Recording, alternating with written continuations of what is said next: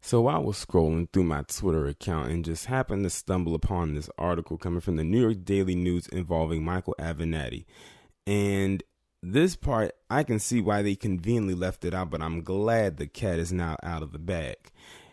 They have now revealed why Michael Avenatti was trying to or was extorting Nike.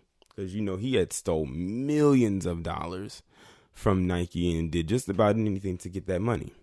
So it turns out that the reason why Michael Avenatti was extorting Nike, as big as a corporation as they are, was because he was $15 million in debt.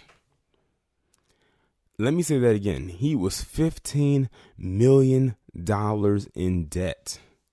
Now, mind you, Michael Avenatti is not a billionaire by any means. Not even close. So he has some serial spending habits in order to get that much in debt.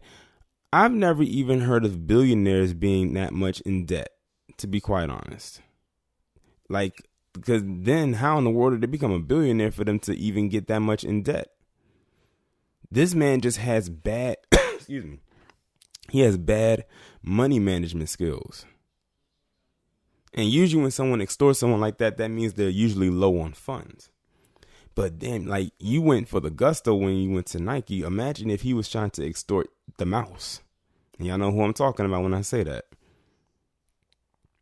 They would probably lock him up in Cinderella's dungeon somewhere in that castle. But anyway, $15 million in debt? Are you kidding me? That's crazy. That is wild. Let me go ahead and read this article. Michael Avenatti had a clear motive to extort Nike, according to prosecutors, because he was $15 million in debt. The new details about the Bulldogs' loyal financial woes emerged in legal filings in Manhattan federal court late Tuesday.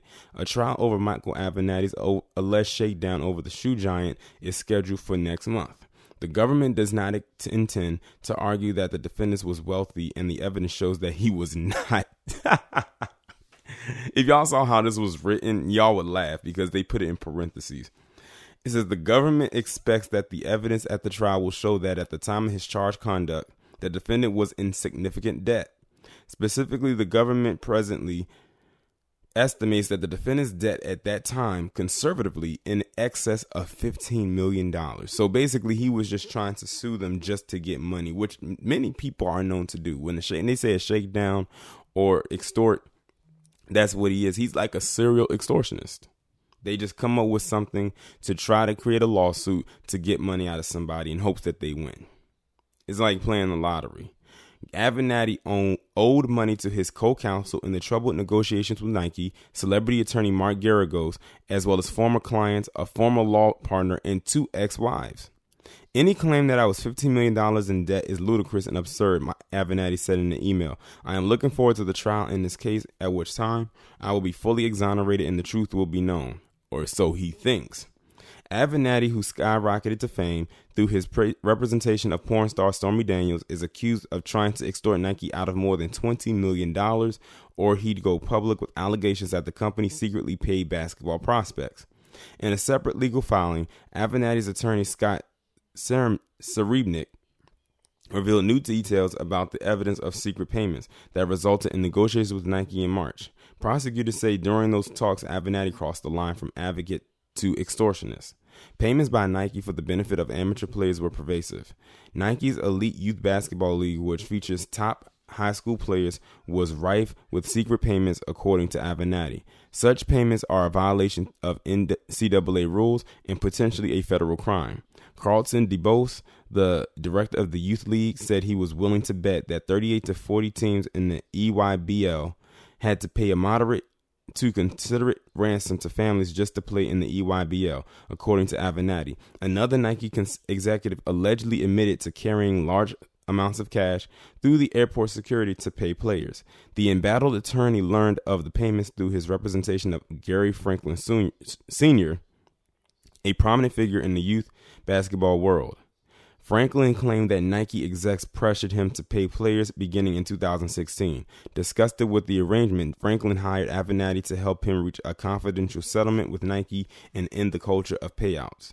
Avenatti then brought on Garagos to help negotiate with Nike. Garagos was familiar with the shoe company through his representation of Colin Kaepernick. Avenatti argues that Nike attorneys, once confronted with damning evidence of payouts, contacted the feds and claimed they were being extorted. The evidence would show, as Coach Franklin told Mr. Avenatti in their very first meeting, Nike executives had engaged in a systematic, widespread scheme to funnel money, often in cash, to amateur basketball players and their families and their handlers. The same office that is prosecuting Avenatti also brought a series of cases that reveal secret payments to promising young basketball players by Nike's competitor Adidas, and Adidas executive was sentenced to 9 months in prison for his role in the scheme. This is getting very interesting as it continues to go on. So Nike is claiming that he was $15 million in debt and they were extorting money. And he was trying to extort money out of them to pay off this debt. But I'm still trying to figure out, how in the world did you get $15 million in debt? I'm still laughing at that person that said he's not wealthy by any means. He's not. He's just not. And we kind of figured that. But they still didn't really go into detail how he got $15 million in debt. Like I said, he just was spending excessively.